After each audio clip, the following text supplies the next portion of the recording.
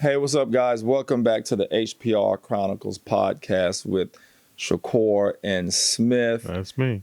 It is December 18th. It is our last show of 2019. I gotta say, we had a good year. This is our 37th show. Yeah. You know what I mean? Get us wherever you get your podcasts, and don't forget to subscribe on ISENT Group Digital. We will be off next week for Christmas, and then we'll be off for New Year's, and we will be back January 8th with all new episodes, all that good stuff of the podcast. You know, thanks again for listening wherever you get your podcast. I want to thank Spotify and Stitcher and Buzzsprout, Google Play Music, iTunes. You know, I don't think we're on iHeart yet, but hopefully that'll be, coming up soon. Yeah, so thank you for all the streaming platforms for hosting us. And again, Happy New Year to everybody. Hope you had a good year. And today, for this last show of the year, we're just going to get into some current events, man. We're going to talk about what happened, last week, a couple of weeks ago, with Kamala Harris dropping out of the race and the Trump impeachment. You know, I have some stuff to say about the knife attack that happened in London, where the citizens came in and took the knife away from them and all that. And yeah, so, we're kind of just going to have a conversation today about some current events that kind of ended the year, So again, it's for those of you who are joining us for the first time, it's a podcast about history, politics, and race from a pop culture's perspective. And we started covering current events and stuff like that. We always try to break it down simple so that you guys can understand it. I'm a film director from Trinidad and Tobago. I've traveled a lot. I love politics and history and all that good stuff. Chris is a veteran of the Army Reserves, and he works for the VA. He has a passion for history and politics as well. It's about truth. We're not pro any race, just pro truth. If the truth offends you, we're sorry, not sorry. But we always try to bring you guys truth and facts and stuff like that and thought-provoking stuff. So, yeah, man, last week we did If Satan Exists, Where's the Evidence? Yeah. Then before that we did If God Exists, Where's the Evidence? Two things for people to kind of think about as they go into the new year. I want to start off, let's talk about Kamala Harris first. Is that cool? Sure. Let's go. Yeah, and I want to, she put out a tweet. Where is it? Yeah, she said, so her tweet was, to my supporters, it is with deep regret, but also with deep gratitude that I am suspending my campaign today. But I want to be clear with you, I will keep fighting every day for what this campaign has been about. Justice for the people, all the people, And she further went on and had a big excerpt in another publication. I can read you guys some of that maybe later. But yeah, I really want to talk about this because me and my mom, we talk about this politics stuff a lot. And of course we do as well. But, when Kamala, first of all, when Hillary was running, I thought, because we've never had a female president before, I wanted to be on the right side of history and help put the first one in office. Yeah. And I think it's important that we do have the first female president. You know what I mean? And when that whole fiasco happened with her and the emails and this, that, and the other, and Trump won the Electoral College and stuff like that, a lot of people was disappointed, including me.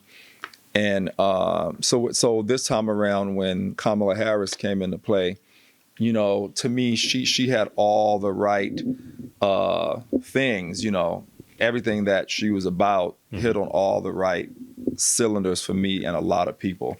And I was really excited for her and really looking forward to hearing her message. Yeah. And what her whole campaign was actually going to be about. And I don't know if you remember when she announced in Oakland, I mean, it kind of looked like a Trump rally. She had like 20,000 plus out there. It was unbelievable. Yeah. And she had a good start, man. And kind of like my mother said, Kamala kind of fizzled away. I don't understand what happened. Like how she lost momentum. She has the look, the pizzazz, the aura, the vibe, the talent, the education, the knowledge. You know what I mean? Yeah, but it takes more than that sometimes. To actually be a president, some kind of way. She just couldn't get her message across, Crispy. I don't know what went wrong. I mean, I thought one of her statements was that she does, she's not a billionaire who can finance her own campaign, and therefore money was one of the big contributing factors to her not being able to continue. Right. So if that's true, and I mean, I understand. So how that relates to what you're saying is, if some people support her, then ergo they would give her money. The lack of money was because of the lack of message and the lack of consistency. I mean, I haven't watched a lot of the debates because I'm going to really wait till this field narrows down, because there's so many people. They're going to drop out anyway. Yeah. I was hoping that she would stay around. Maybe it's possible that she, even though she's gone from that, she could still be the first vice president. Yeah. Female vice president. Yeah. And I heard Biden today say that he would have her as a running mate. So, and that is what I'm kind of sort of looking for. Yeah, I agree that when she came out and seeing her seeing her at which one is she? Is House or Senate? She's right? Senate. So when she, California. watching her do her job and not interviewing, but questioning people, and just the way she did things, I was impressed overall. Every single time I've seen her on the news or just in general, it was always cool. But yeah, it's tough. I agree with you. You want to be on the right side. You want, but it always has to be. For her, I agree. It felt like she was the right person. That had talent and everything. And she just couldn't get her. I think she just maybe couldn't connect with everyone, and that's the issue. And then, the other people left. Some of them, I wish they would drop out. That also could have possibly, been the issue. It's just there's only so many people that are going to get the money, and if you have a strong, because it's really not about money. Barack wasn't a billionaire either. it's not about being a billionaire, but it's about being able to. It's about being able to carry your message and having that drive to get the people to back you and give you those contributions. And she started off well. After that debate in June or July.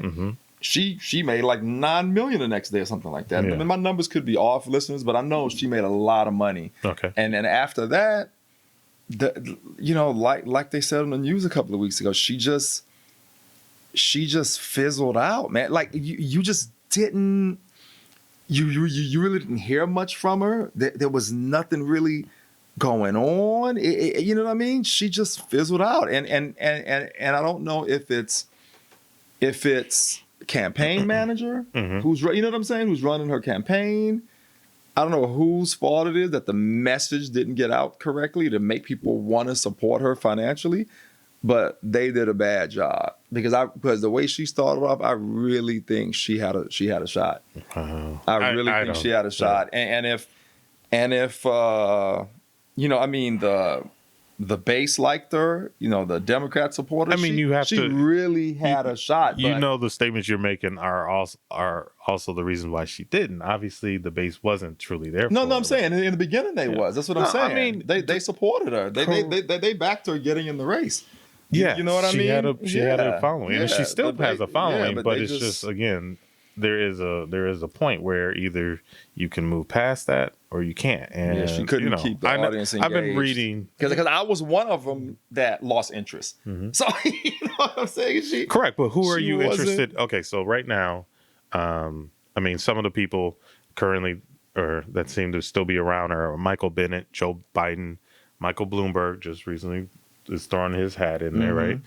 Cory Booker, Pete, Mayor Buttigieg, I think, Julian Castro, John Delaney, Tulsi Gabbard, Amy Klobuchar, DeVal Patrick, Bernie Sanders, Tom Sayer, Elizabeth Warren, Andrew Yang, Marianne Williamson. The only one that even piques my interest on that whole list is Elizabeth Warren. Really? Yep. Okay. Andrew Yang makes me kind of. I like it. Nothing about him. He's the one who wants to give $1,000 to every I know. But nothing. person 18 and over. I think Warren that's just a very seems the most solid to me so far. I like Tom Steyer. Steyer. I said Steyer, but Steyer. Yep. But again, I like what he's saying, but what else? You know what I'm saying? I haven't really seen anything from him that makes me say, outside of the guy that was always against Trump and saying he should be impeached and stuff. Yeah. Besides the commercials that we would see all the time. Nothing. Which I like the message. Outside of that, right, have made me go, let me transition into seeing him as a president. Yeah. So that's a problem with him. Correct. Show me something that makes me think you're presidential now. Mm-hmm. And I just haven't seen it. Even though I like Tom. I like what he's saying. I like what he stands for. Yeah. But it's just something about him that I'm just not. I don't know if it's just maybe he needs to hold some rallies and we need to see him interacting with the people, man. I don't know. I'm almost in that mindset that we need someone a little bit younger than these, What, 70 you don't like something Warren? year old. I like Warren. I think her chance came and kind of went a little bit. Like I feel like she still has a. Following, she still, and I still like her message, but and she's still there, and I will vote for her. But I just don't feel as much like I would have wished she would have ran last time. Yeah. I wish she would have been the choice instead of Hillary in a way. Yeah. Like I voted for Hillary, but I would have preferred someone else. Mm-hmm. And that's unfortunate. I know that, and as far as Kamala Harris. Mm-hmm. My wonder is that she's been under a lot of attacks after she did so well too. There was negative propaganda going after her. So some of the things that you're wondering about it could be the outside factors of Trump tweeting whatever, and then people her coming campaign should know how to counter that though. That's why I said maybe she had a bad campaign manager. Yeah, I think her sister was on her, family on campaign. Team, don't know, everything, but somebody on the team just didn't have it all. Because I don't think it's just her. Okay, her political strategist, her campaign, somebody just missed the mark, bro. I'm sorry. To have a start like that and fizzle out that quick. Well, that happens in politics. I know it happens, but I'm just surprised it happened with her, though. You know what I mean? Don't put all your eggs in one basket. No, I didn't. No, I hadn't. No, I know. Even though she was still in it. Yeah. I probably wasn't going to vote for her. For Kamala, yeah. Even had she stayed in, I probably wasn't going to vote for her. I'm just saying it was sad to see her fizzle out like that. I'm more interested in Elizabeth Warren, actually. Elizabeth Warren? Because of the stuff she's been saying. I've also liked Amy Klobuchar. Yeah, actually, I like her, too. I saw her in a couple of interviews. Yeah.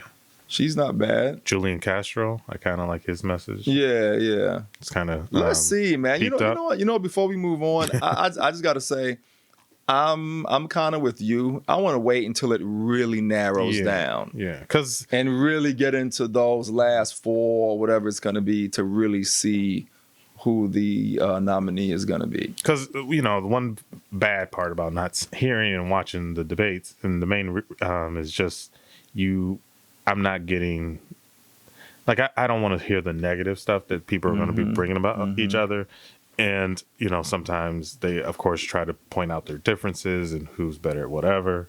And I guess I'll just definitely do some reading when it comes down, because it's that primary where you get to actually vote. That's where I'll be closer to learning more. But yeah, I gotta say, Bernie, man's old.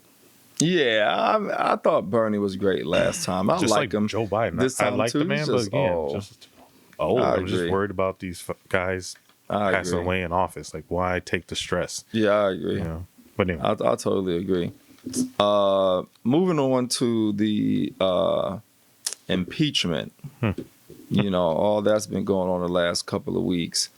And man, this whole the first thing I have to say about the Trump impeachment is that if this was anyone else, they would have kicked him out of the office. Yeah, he would have been if it would have been a Democrat, they'd have been impeached. Oh, a long time ago. If any of the similar things had gone on. Yeah. Actually, what's kind of crazy is to think that the investigation that they want to do on Joe Biden and his son is no difference than what is actually going on with Trump and everything. It's like, it's that projection thing where I see where they, say that Joe or the son are doing one thing where he's actually doing the exact, right there, blatant, admits it and everything. And who, Trump? Trump, like the Ukraine asking for an investigation. You can't, that's not allowed. You asking for foreign help for a favor. Yeah. And then that is just wrong. And he should be impeached. He should be taken out of office. And that's not coming from, I'm mad because that Hillary lost. It's because no one's above the law. The president should not be above the law. He's been acting as if he's above the law ever from since day one. Yep. Even before even went into office, he acted that he was not. I could shoot someone in the middle of Fifth Ave and get away with it and all this crap. Yeah.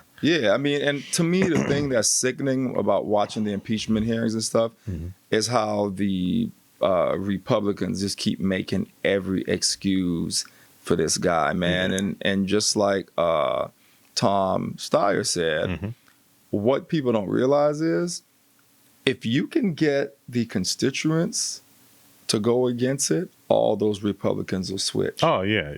Because all the people in those states will go, I'm for impeachment. So I'm not going to put you back in office because you're making excuses for this guy. Yep. So to me, the Democrats need to do a good job of selling this impeachment to the Republican base, to turn them. Well, that's the only way it's going to work. You're right. You're right. You have to sell it, but because the Senate is going to get to the Senate, and they're not going to. And they've already said they're not going to convict them. Which is kind of weird and interesting. That the idea that there's already proof of things he's done and things he said, but yet they're acting like, oh no, or the biggest thing was, he asked for a favor, but none of it happened. Like, when did the president of Ukraine give this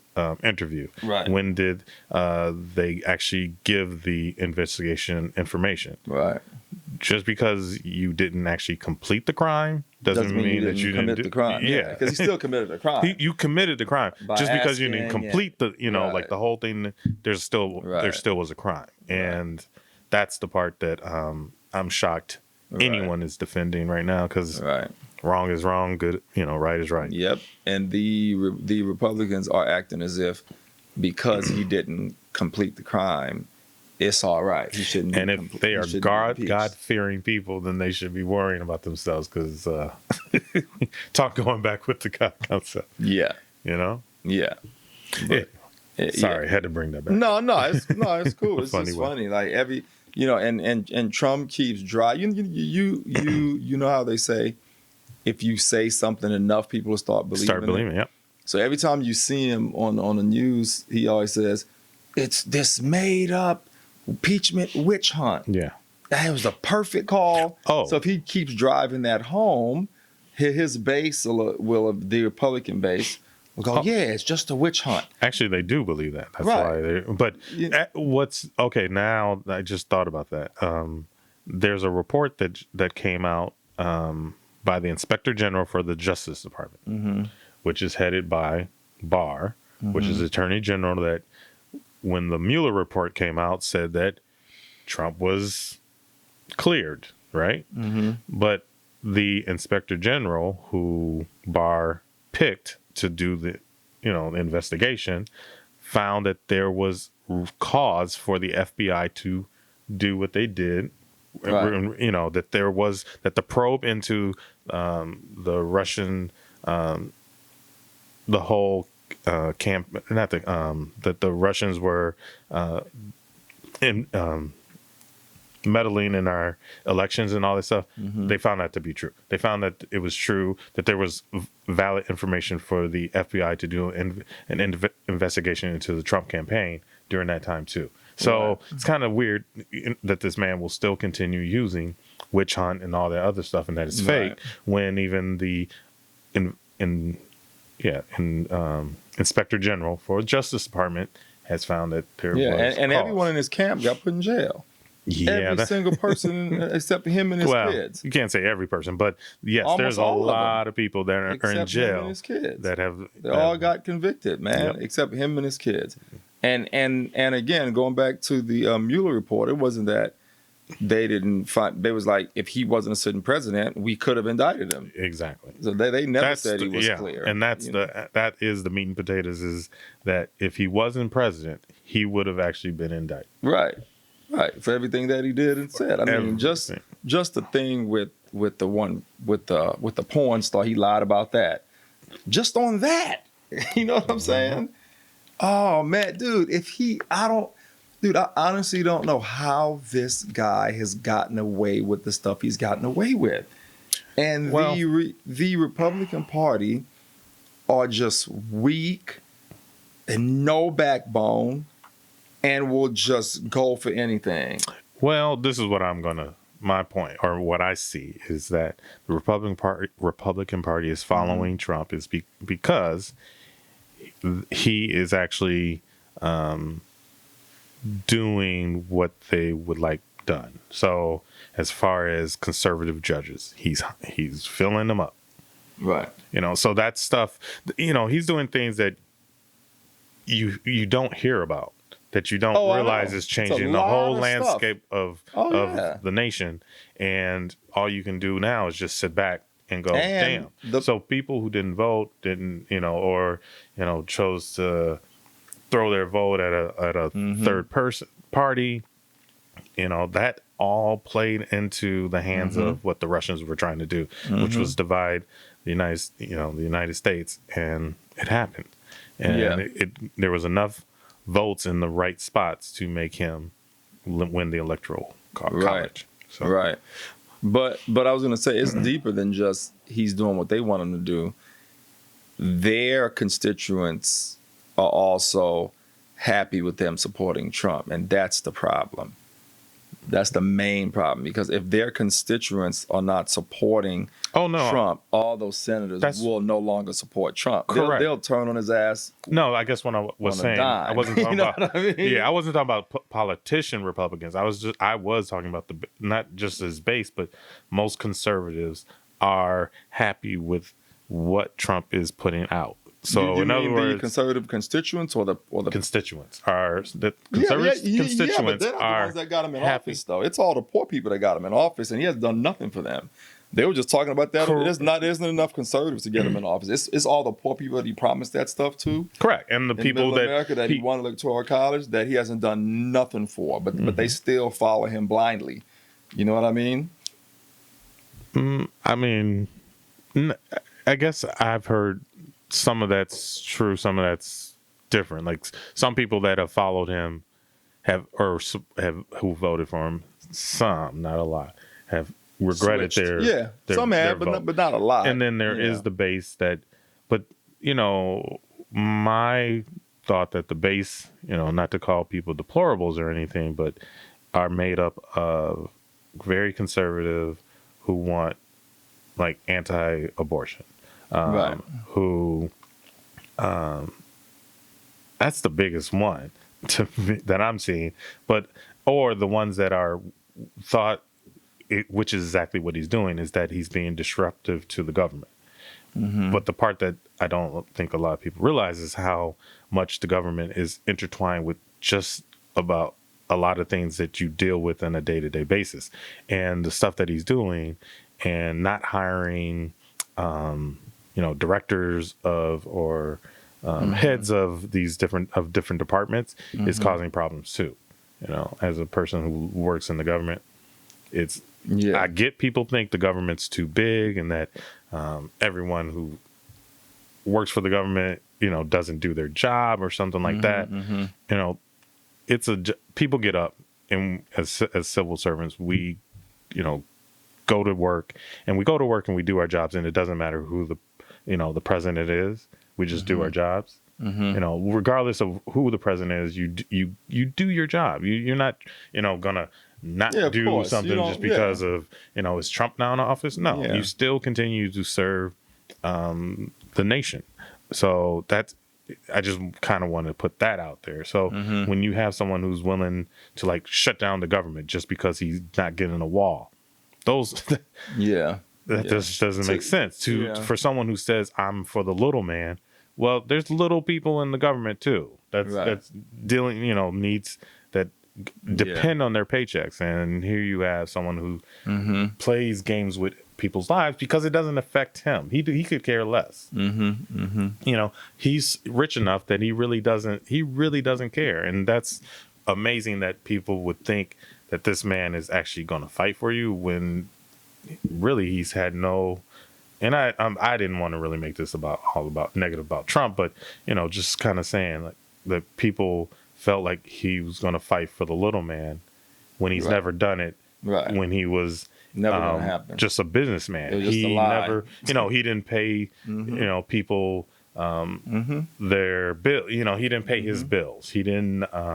What else? I think he's told more lies too, right? Than any other president, something like that. He tells 12 lies a day? Something crazy like that. Some crazy number, man. But going back to impeachment, I think the Republicans would have been better off just simply saying, look, what he did was wrong. We just don't think it's impeachable.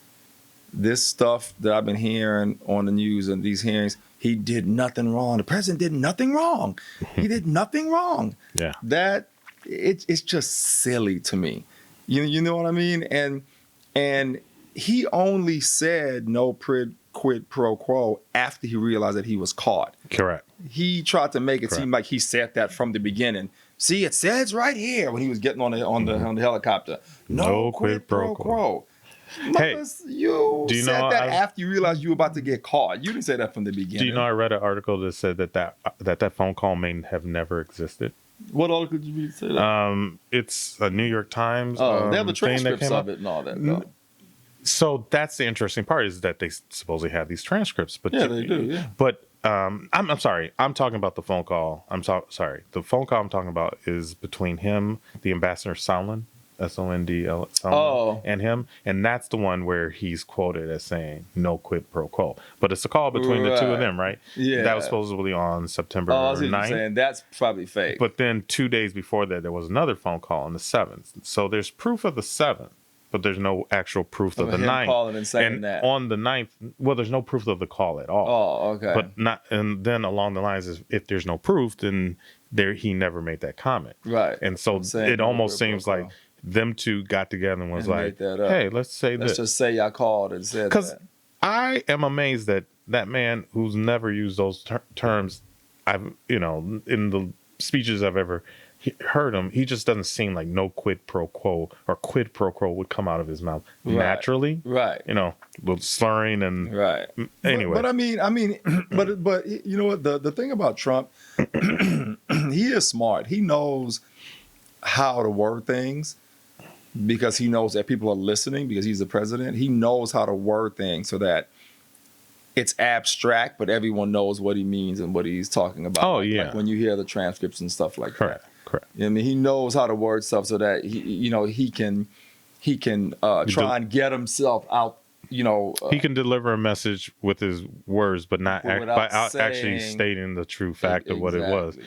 Yeah, and even Cohen, kind of his ex-lawyer who was in jail, even said that he's almost like a Don. He may not tell you, go rob that bank, but he'll be like, you need to get that money. Right. Exactly. and that means go rob that bank. Exactly.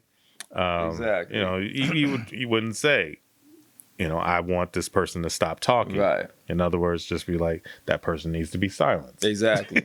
And before we move on, man, I just have to say he's by far the worst president I've ever seen in my lifetime, and probably will be the worst that we will ever see.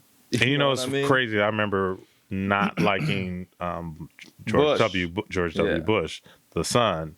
And my point or my thing was, I do want someone who is a president who's smarter than me. Right. I do want. Right. I'll take Bush any day over Trump, though. Say who? I'll take Bush any day over Trump. Oh, as bad as Bush was. What's funny is, Trump has made Bush seem like this much higher than where he was. But I would take him back over.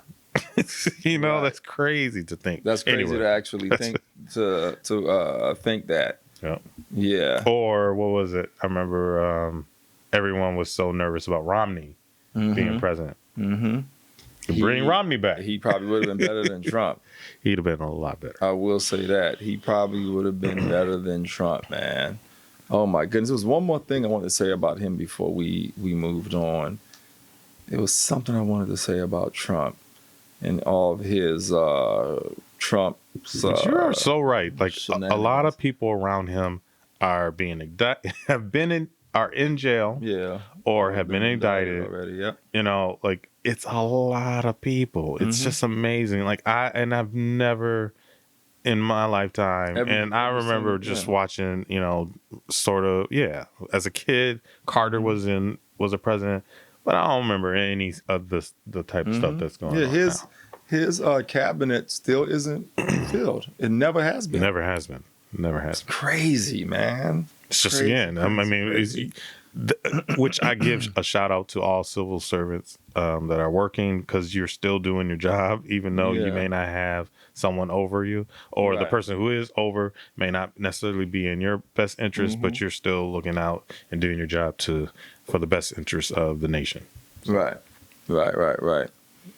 Yeah, guys. So if you support Trump, you're one of our listeners. When it comes to Trump, I always tell people I like to deal with facts. If you come at me with a bunch of lies, I'm not interested in a conversation. It's funny, our friends here in wine country that support Trump, that's, you've heard me tell them that before too. When they start talking, I'm like, dude, if you're going to start talking about it with lies, there's no need to have a conversation, because you can't really have a conversation if the other side is saying untruths. Correct. You just, or if it's always going to be, well, what about this person and what about that? Right. Sometimes let's focus on your guy that's doing the bad stuff. And this is the last thing I wanted to say before we go to our audience. Even though Trump is a horrible president and he's racist and this, that, and the other, that's not why we don't like him. He himself has hung himself with what he said and done to make people not like him. You know what I'm trying to say? So even if you didn't like him because of what he stood for and this, that, and the other, the things he's actually said and done would make you not like him. Shouldn't make you like him. Should make you not like him. Like what he said about people and races and the way he had those kids in cages and just everything he said and done, man. It's like that alone will make you not like this guy, even if, you know what I mean? Yeah. Which is probably why a lot of those of his beginning supporters flopped. I've seen some on TV being interviewed and they say they flopped. They regretted voting for him and stuff like that. And I don't blame them, man. Anyway, moving on to our last topic. And I wanted to talk about this knife attack on London for a lot of reasons. One, because I've visited London a couple of times, and I told you about those posters they have, choose life, not the knife. They have a stabbing problem. They don't have a gun problem like we do. So on the London Bridge a few weeks ago, this guy attacked 2 students, killed them. And what I like about this incident is that some citizens, came and stopped the guy and took the knife and got him down before the police got there and actually shot him. And I always say that. Wait, if they had him, anyway, sorry. You had a question? Yeah, the question is, they had him. The citizens, the people had him. But after he still stabbed ended the 2 up people, getting shot? Yeah. But as soon as the cops had a clear shot, the London police came and they were able to shoot him and kill him. But why didn't they try to apprehend him? Just wondering. I think, well, first of all, he had a fake bomb on. Oh, okay. You know what I mean? Got so that's probably what caused the other people not to intervene. But people usually don't intervene. And what I wanted to say, Chris, is that when someone is doing a bad deed, Mm-hmm. the last thing they expect is for someone to be like, I'm not responding to what you're doing. I'm going to combat what you're actually doing. Mm-hmm. My whole point is if someone kicked the door in right now and came up here to like try to do a home invasion on us, if we respond and pick some chairs up and start beating their butts, they'll be surprised and run out. Yeah. Which you see on the news all the time. But they're so used to people being weak and doing just the opposite to that. It's cowering. Easy for them cowering. Thank you. Yeah. It's easy for them to perpetuate what they're actually doing. Gotcha. You know what I mean? Understand what you mean. So for me, I was happy to see for once because even the citizens that took this guy down in London, they didn't care that he had a bomb on. They're like, okay, blow it up then, which is brave. And my whole point to our listeners, we need more of that because this guy could have stabbed a lot more people if these people didn't jump in on this, take him down, grab the knife. You know what I mean? Yeah. And giving the London cops a chance to really shoot this guy. You know what I mean? And here in America, for all of our listeners that listen around the world, here in America, we have a gun issue. Major gun issue. And they always say a good guy with a gun is better than a bad guy with a gun. So just imagine if at these shootings, someone was brave and was like, I'm going to take this guy out. What? Like, I'm not going to let him kill 30 folks here tonight. You know what I mean? Yeah.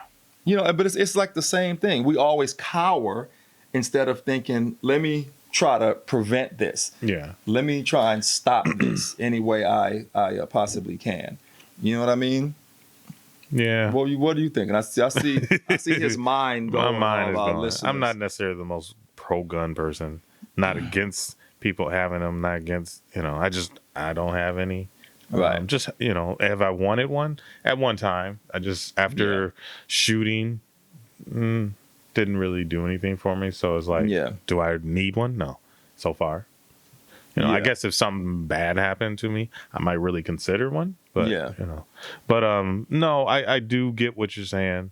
If I was proficient in handguns and something were to happen, it would be nice to know I could handle myself or, defend myself, whatever.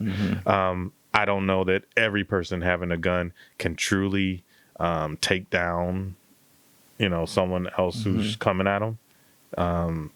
So I don't know that term, a good guy with a gun, is always going to take out the bad guy. No, it's better than a bad guy with a gun is what I said. Yeah. Okay. And I'm not. Yeah, I'm sorry. Yeah, and I'm not. You're right. In that term, always a good guy with a gun. Yeah, because I'm not necessarily pro-gun either, but it's a necessity because in America we have over 100 million guns in circulation. So if you're a family man and you plan on protecting your business or your family, it's a necessity. So that's why I'm a registered gun owner. That's why I'll be licensed in 36 states as of next week. You know what I mean? And stuff like that, because it's a necessity, because that's how this country was built. Now, if this country wasn't built like that and all these guns weren't floating around, I wouldn't give a care about a gun or having one or owning one. So I'm not Yahoo for guns. I'm Yahoo for protecting myself and my family and my interests and my belongings. You know what I mean? If I'm in Arizona on a shoot and have my concealed, I mean, as you know, I have one lens that cost me $20,000, and I've been downtown and heard of downtown LA and heard of other directors getting their cameras confiscated. Oh, really? Yes, man. Okay. You know what I mean? Yeah. So for us. So it's a necessity, you know what I mean? And I know in California it's hard to get a license, but I think if you can still carry, right? Yeah, to carry, yeah. But I think if you prove that you carry a lot of money, or like in our case, a lot of expensive equipment, you can get one. I think it'll help too if you're already licensed in all the other states, which is why I'm doing it. Because again, someone comes up on us on a shoot downtown LA and try and take our red camera and my camera's package built. it's more than 50 grand. You know what I mean? And someone comes up, give me that camera. It's going to be a problem. Again, a good guy with a gun is better than a bad guy with a gun. Gotcha. But you know what I'm saying? So for me, I'm not pro-gun or I love guns, this, that, and the other. It's just a necessity in this society. Okay. If I lived in London, you know what I'm saying? I wouldn't just have a couple knives. I won't even have that. Because it's easier to fend off a knife than a gun. Much easier. Yeah, no, I agree. You know what I would rather us have a knife problem. Yeah, absolutely. I would definitely. Absolutely. But yeah, because when those people took that guy on the London Bridge, because he had a knife and not a gun, they were able to get at him. Yeah. He's trying to poke someone one way, you get him from behind. Yeah. It's not like a gun where you're like boom, boom. You know what I'm saying? Yeah. Yeah. So if we didn't have a gun problem, man, shoot, I'd never own or buy a gun. I wouldn't even think about it. Yeah. You know what I mean? So, gotcha. I guess just to sum up that last topic is that, or the last current affair is that more of us need to, in those times of tragic situations, more of us need to stop cowering and be more brave. And I think a lot more lives would be saved. You know what I mean? Correct. That was my whole point of bringing them. I like the way those citizens did that. Yeah. And I'm a type of person who would do the exact same thing in that situation. Yeah, I'll do the exact same thing. I mean, if there's a knife around, I would try to. I think I could be a lot braver than looking at the barrel of a gun. Yeah. But definitely, it would make. I'm just amazed because I would assume that the like when a person's coming, like you really just don't know that it's happening, right? Because you can kind of keep it concealed until the moment that they either just stab you, So that's shocking. Interesting. Just like the guys on the Paris train, that was a gun, and they still attacked the guy. That's what I'm saying. So I do have a story to tell. Yeah, go ahead. When as a young kid, my mother had told me, my aunt, that we had a family friend who was on a plane, and it was attempting to be hijacked, and kind of like terrorist thing where had something liquid or whatever, and he was one of the few that like grabbed the guy and wrestled him down, and then were able to apprehend and so there are people out there that I've even heard personally, but I just don't remember him. What he looks like, or I was a kid when this happened, but there are people out there who do these courageous things, and we would just call them heroes, obviously. So I agree. Yeah, man, dude, that to me, that's what we need more of.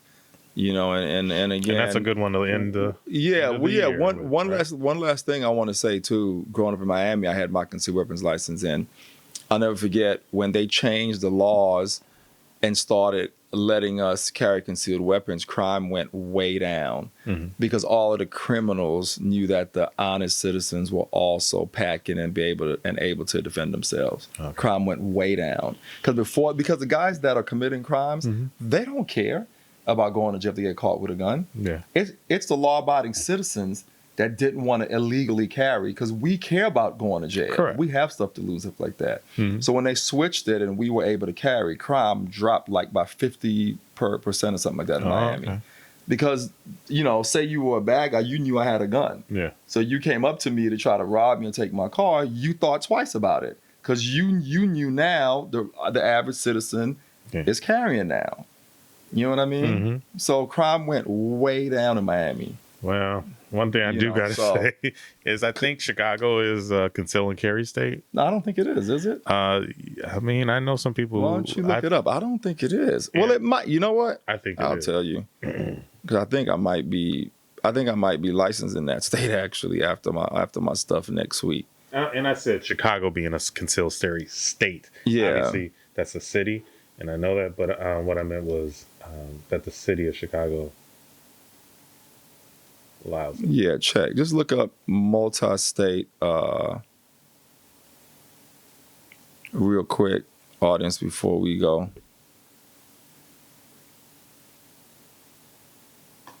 Yeah, I think Chicago is one. Yeah. No, it's not actually. It's not honored in Illinois. That's right. Yeah, it's not. Okay. It's not honored in Illinois. I know it's strict, and has always been. It's not. But New York, Illinois, is one of the ones that I won't have it. Yep. It's really strict. So anyway, guys, you have anything else you want to add? No. Just like I said, I was just saying, and I wasn't trying to cut you off or make it like the end of the show, but just that your London attack thing was a very good way to end the year. Yeah, exactly. Saying a positive thing for people, our listeners, to just kind of think about. Yeah, exactly. If you see someone in distress, and not just necessarily about someone with a gun or being stabbed or something, like just look out for your fellow human. Exactly. Man. Yep, I agree. So this day in history, December 18th, 1898, a new automobile speed record was set at 39 miles per hour. Wow. What? 39? Yep. And to our listeners who don't know, I have a show on Vice called Donk Master, Donkmaster. You guys can check it out. It'll be out in the U.S. soon. You can check it out on Facebook. The trailer and stuff is at almost 8 million views on Facebook right now, second trailer. But it's a really good show. So when I saw this, it just made me think about our show. And, of course, we have the film coming up as well, King of the Street, about the racing, the Chevys and stuff like that. But, yeah, so back in 1898, December 18th, the speed record was set at 39 miles per hour. And if you think about F1, I'm a huge F1 fan, where they go 200 and something plus, Lewis Hamilton and Verstappen and those guys. That's funny. In 1903, the Panama Canal Zone was acquired in perpetuity by the U.S. for an annual rent. Now, that I didn't know. I didn't know they rented it for a lifetime. That's crazy. Yeah, for an annual rent, the Panama Canal Zone. Yeah. where that commerce goes through. Oh, yeah, that's huge. That's huge, man. Then in 1935, on December 18th, a silver certificate was issued for the first time in the U.S., a $1 silver certificate. So the $1 coin, it was first issued in 1935. And then in 1979, the sound barrier was broken on land for the first time by Stanley Barrett when he drove at 739.6 miles per hour. So which is way different than 39. Right. So we started with 1898 with 39, and we ended it by 1979. Almost 100 years later. Yeah. Almost. We got to 739 miles per hour. Whew. So that just shows you the extreme and what happened with all the speed and stuff. Anyway, guys, thanks for rolling with us this year. Once again, just want to thank all the streaming platforms, Spotify, Google, iTunes, Buzzsprout, Stitcher, all the cell phone apps, wherever you get your podcast, YouTube, ISC&T Group Digital. Thanks for listening. Happy New Year to you guys. Definitely be safe. And we'll see you guys next year. Maybe next year we can do the Jesus show. Me and you can both study. That'll be the first show. I'd love to do that. Yeah, that'll be the first show. The first show next year. We'll dig into Jesus. We'll see if what Crispy said is true, if he existed, or if what I say is true, he didn't exist. We'll give you guys both sides and see if it's for real. We have a lot of time to study as well. So once again, thanks for rocking with us. Don't forget to follow us on social media. This New Year's, if you drink responsibly. It's the HPR Chronicles Podcast. I want to say Merry Christmas to everyone. And Happy Merry New Christmas Year. Too, and Happy Hope New your Year. 2020 goes well. Starts off well. It's the HPR Chronicles Podcast with Shakur and Smith. We'll see you guys in 2020. Peace. Starting a new decade. Wow.